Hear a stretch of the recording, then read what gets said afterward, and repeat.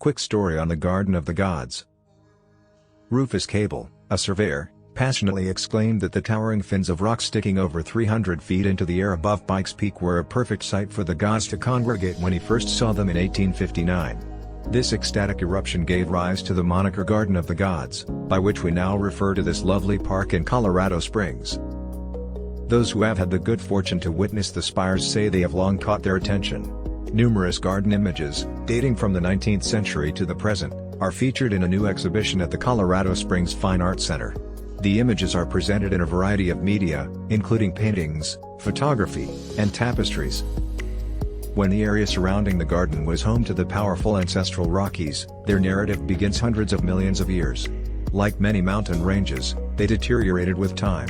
All that remained of the once high peaks were a few modest hills and a substantial mass of silt that would later take the form of Red Rock's amphitheater.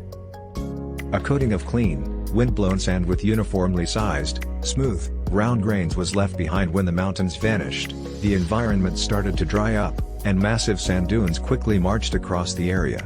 This old sand sea left behind several of the park's spires, such as North Gateway Rock and White Rock. From Arizona to Montana, similar rocks have been discovered, frequently with the steep, angular layering typical of sand dunes, suggesting that the size of this desert was Saharan.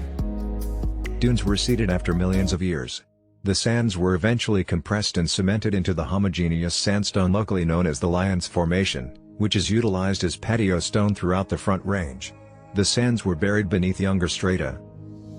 The Lyons were first deposited in horizontal sheets, but were subsequently distorted by the powerful pressures brought on by the ascent of the Rockies, which started to elevate the much earlier igneous and metamorphic foundation rocks that make up the core of the Rockies around 65 million years ago. The Lyons sandstone was tilted during the process, particularly close to the main faults, the planar structures where most of the uplift took place. One of these flaws runs directly through the Garden of the Gods, and its creation, the spectacular fins, will undoubtedly continue to awe visitors for what will seem like an endless amount of time to normal mortals. The railroads had reached the West by the 1870s, and General William Jackson Palmer established Colorado Springs in 1871.